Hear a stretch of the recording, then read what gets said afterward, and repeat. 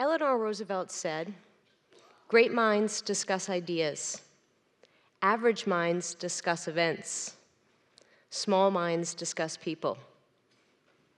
This morning, I'd like to discuss with you some ideas I have on leaders and leadership. Next slide. Some of you may be familiar with the initiatives hashtag I look like a surgeon or hashtag I look like an engineer. I've assigned a hashtag to this talk. It's hashtag I look like a leader. If you're familiar, you'll understand. If you're not familiar, look it up, take a read. I think you'll find it very interesting, very powerful. I'd like to start with a story. I had just finished residency training in emergency medicine in Boston. I decided I wanted to take a year to work in the community. There was this one place that was a really good place to work. Great salary, great benefits, great colleagues, great patient care. You get the sense. I sat for my interview, and the chairman in charge of the department told me there were 3 reasons why he did not want to hire me. Number 1, I was a new residency graduate, and he didn't like to hire people just out of residency. He wanted people with some experience. Number 2, he had had no experience with hiring people from my program. My program was the newer program in the city. And number 3, he told me he didn't want to hire me because I'm a woman.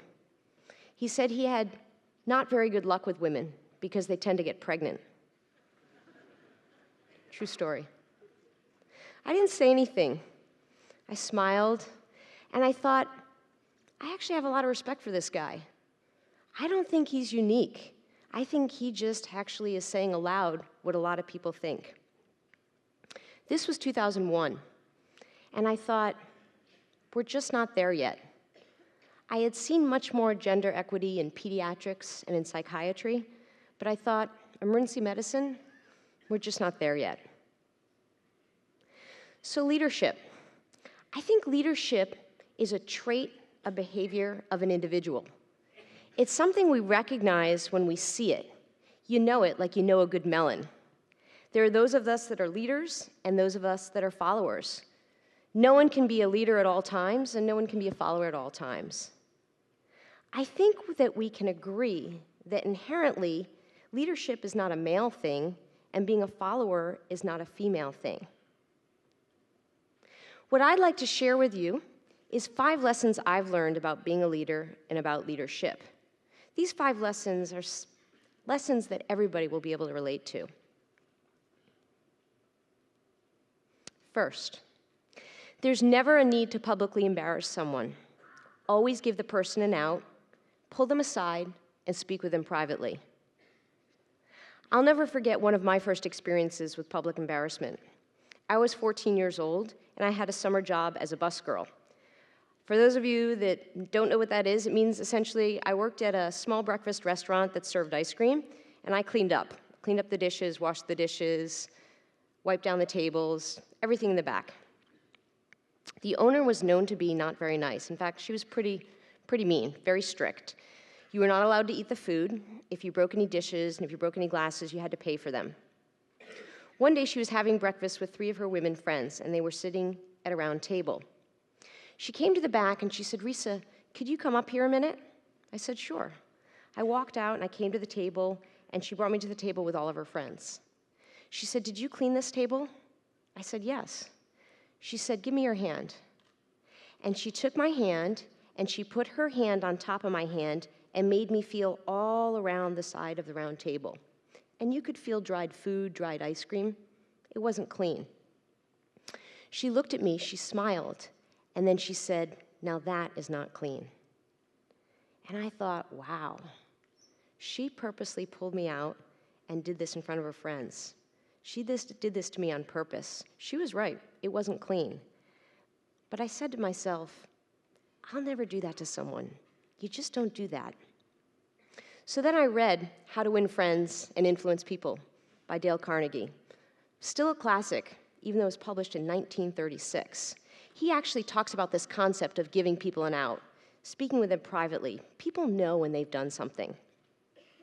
I was working in the emergency department one day We had a patient that came in. He was clinically intoxicated, had a history of polysubstance abuse, said he was suicidal.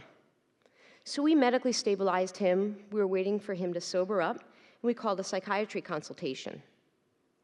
I saw the psychiatry attending come in. He was sort of the proud peacock walking with his team. He had a medical student and a psychiatry resident in tow. I saw them walk in the department, walk around, walk by the patient's door, did not stop, did not speak with the patient, and came right up to the physician's desk. He said, "Oh, we know this guy. You can send him home. He's not suicidal. He's just a dirtbag." The psychiatry resident shriveled. The emergency medicine resident that was sitting next to me, his mouth opened, jaw ajar, eyes popping out ahead, didn't say anything. I felt this overwhelming sense of emotion well up inside me. I said to the attending, "Can I speak with you a minute?" He said, "Sure." I pulled him aside and we went into a room, spoke in private.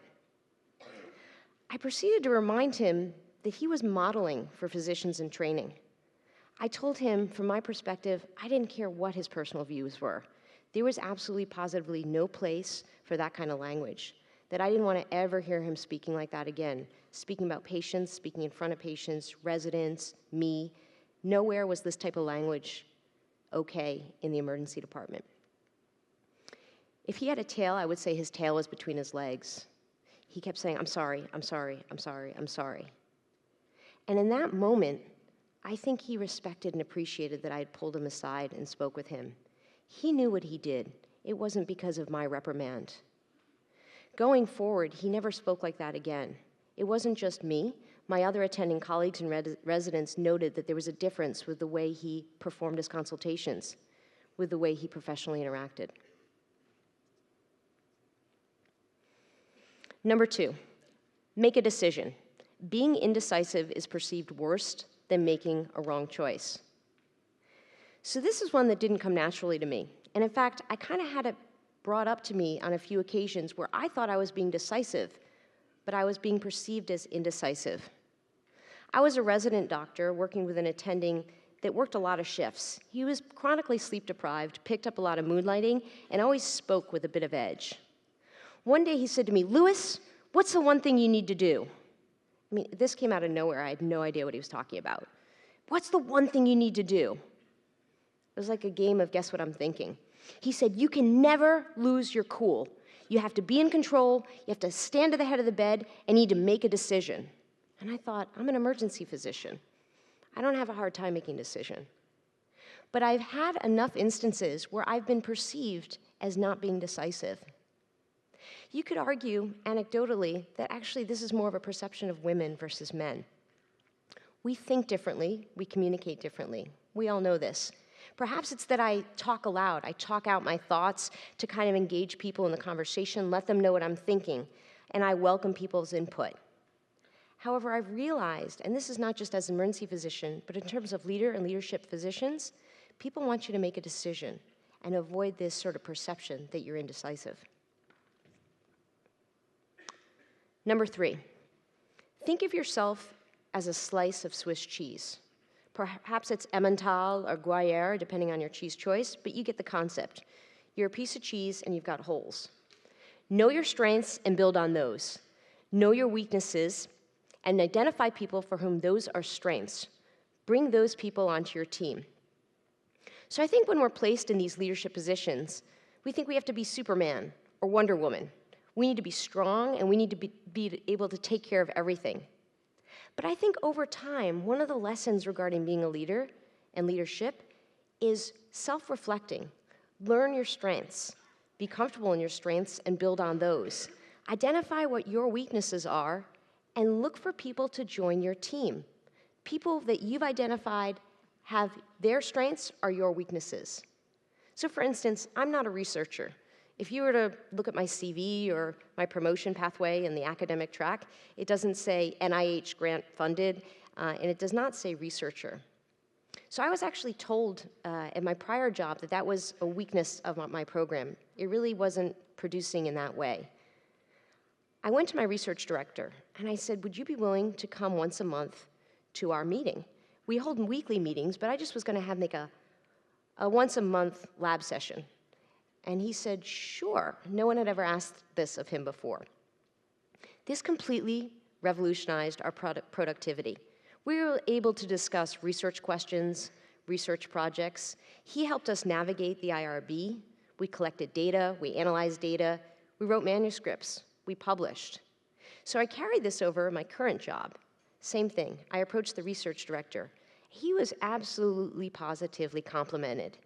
He joined our team, he's now a part of our team.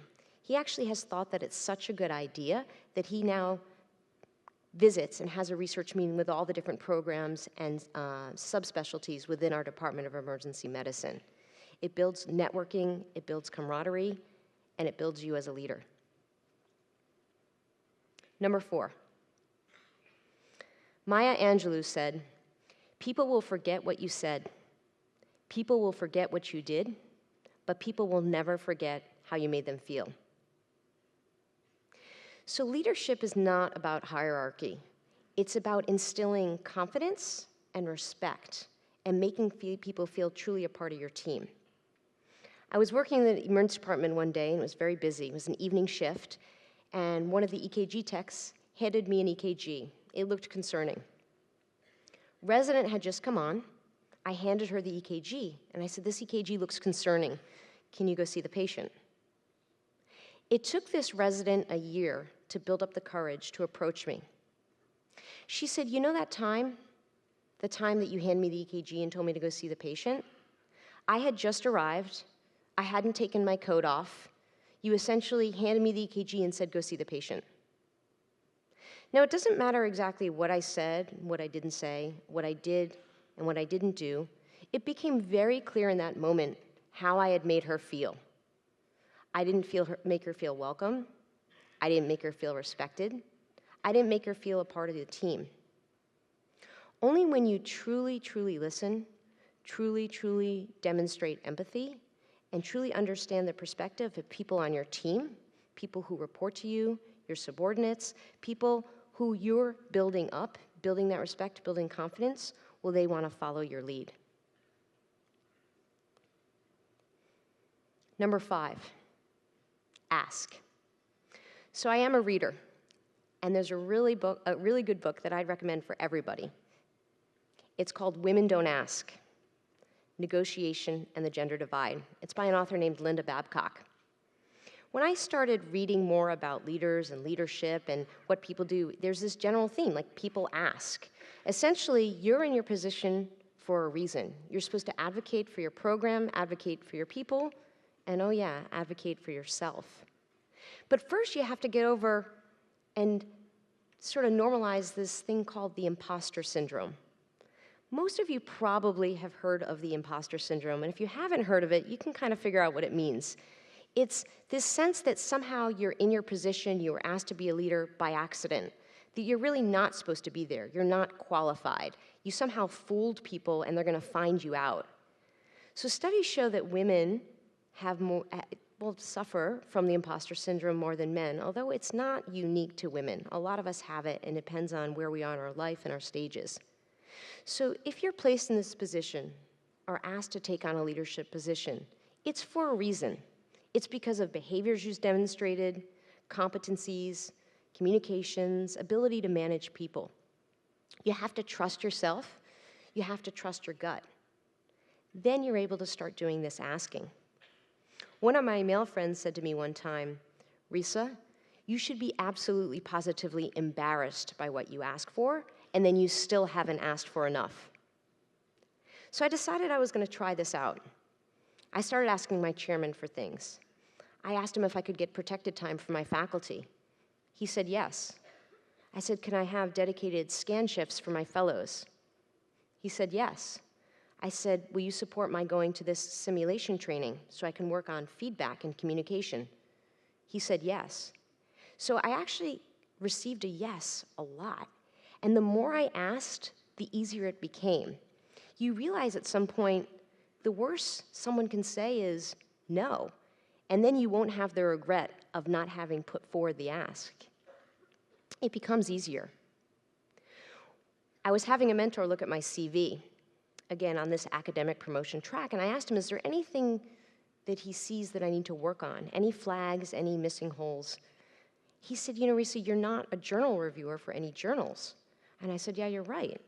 And he said, why is that? I said, well, how do you become a reviewer? I've never been asked. I had this sense that these things happen by divine intervention. And he said, you have to ask. And I was like, oh. He said, yeah, just write to the editor and ask them if you can be a journal reviewer. I said, oh. So I wrote a few emails to a few different emergency medicine journals, and I became a reviewer. It was this eureka. It was like being let in on this secret that actually people put themselves forward. People ask. So it goes back to these behaviors that are natural versus learned behaviors. And this learning to ask and being comfortable with asking was one of the biggest lessons, I would say, of these 5.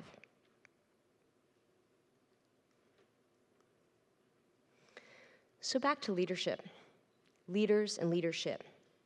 At the end of the day, I think we all value gender equality. I think we believe that we should have women leaders, we should have men leaders, we should have diversity in leadership, because that makes teams better, more productive, and it's something that we should all seek for. It's something we want, but we're not there. I've come up with some things that I think we can all do, some action items to help work on this specific issue. Mentor and sponsor. So these are sort of trendy catchphrases these days. What exactly do they mean? Well, mentorship and being a mentor means having a bit of a personal relationship with someone where you coach them, where you advise them. So for instance, you go through someone's CV and give them feedback on how to improve, how to adjust, how to edit their CV. Perhaps someone's giving a lecture and you run through it with them. You give them feedback, you give them pointers on how to tighten up their speech. Sponsorship is a little bit more difficult, and some of my friends say that they think it's actually the more important of the two.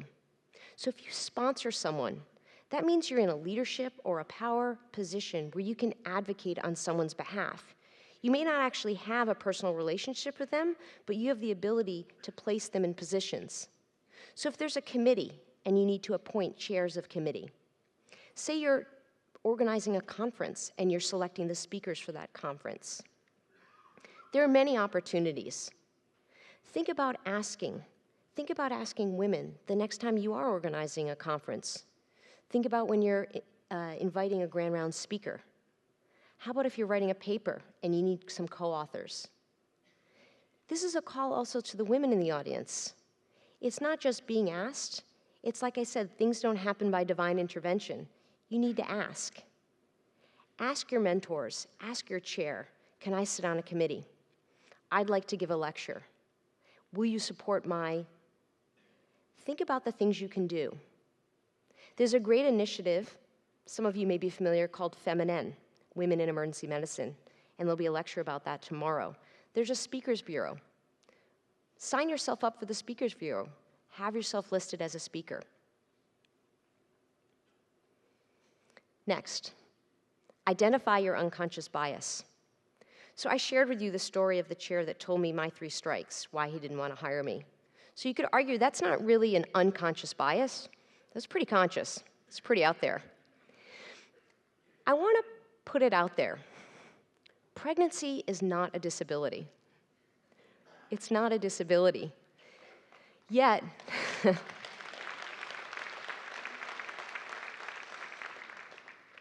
different countries are at different stages of evolution when it comes to the workforce, the workplace, and how we negotiate women who are pregnant and maternity leave. I'm not going to quote numbers or statistics, but suffice it to say that in 2001, I was told that I was a risk. And just 2 weeks ago, a friend of mine told her chair that she's pregnant with her 2nd child. He became angry, and he said, that's it. I'm not hiring any more women. I have a friend in California who's an emergency physician, and about a month before her delivery, she stopped receiving emails. These were emails regarding a committee that she co-chaired and she organized. She wasn't receiving the meeting agendas, the meeting summary notes, or the dates for the next meetings. She asked her co-chair what was going on, and he said, well, you're pregnant, so we didn't want to bother you. Ask. Ask women what they'd like. Don't make a decision for them. We all have our unconscious bias. Try to figure out what yours is and act on that. That's one of the actions we can take. Finally, do your reading. Do your homework. This is a strategy table. It's a strategy for gender equity from a recent editorial entitled Gender Equality in Emergency Medicine.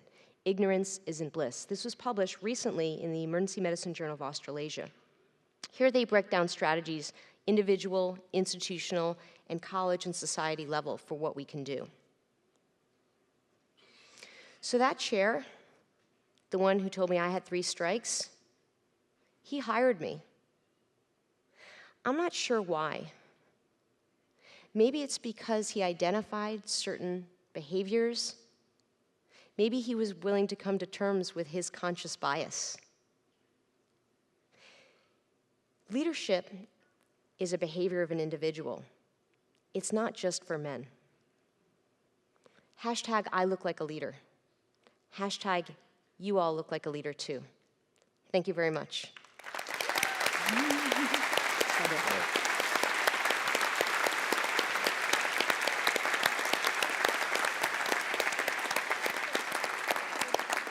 So, fantastic work. Thank you, Resa. Tim, thoughts, comments, questions? Look, fantastic talk. Look, I'll just put a couple to you. Nat Sylvie, she says, we've now got, her question really is, why is it so difficult to enable women into leadership roles, despite the change in gender balance in medicine now? You know, I think it's both sides. It's the people that are in the position to ask and to create the opportunities, but I think it's sort of like playing golf on the golf course or somehow being told the inside scoop. We just don't know. And I gave that example of the journal editor. I thought somehow you get asked. I think learning how things work is one of the ways to navigate it. I'll say anecdotally, last year I was part of the American College of Emergency Physicians ultrasound, and I specifically was trying to get more women on subcommittees and task forces, and they were very surprised that I called them and asked them. They didn't think they had the experience, they didn't think they had the time or energy for a national level engagement. And once I sort of broke it down that it was maybe a meeting quarterly or a meeting every 6 months, and maybe an attendance in person once a year, but even then that was not required, it seemed very doable. A lot of this stuff is very doable once you find out what work is required. I'll take another one from Bishan. He asks, as a junior doctor, what can you do if you see a senior publicly embarrassing another trainee? You know, the public, that was very powerful. Like, you know, I knew that was my aha moment when this guy, I was like, Resa, this is your moment. You need to call this guy out. And, you know, actions speak. We all know that. I think if you see a senior, there are many approaches, obviously, but I think if I were in a position of being a junior, seeing a senior publicly embarrassed, I might sort of switch the role. I may ask the senior, can I speak with you a moment? I mean, it would take you'd have to have a lot of gall, but I think you could so one thing would be to pull the senior aside and speak with them about it. You know, I think maybe if you knew another senior with whom you felt comfortable, you could speak with the senior about it and have a senior to senior discussion. Yeah, I mean, there's a few approaches. It depends on your level of comfort. All right. And I think I would just sort of add to some of those comments. I think it is also worth celebrating wins. And if I might just call out Chris Nixon here, what you've seen here at SMAC is some excellent women in a very high proportion speaking. So I think congratulations to Chris, supported by the organising committee. Thank you.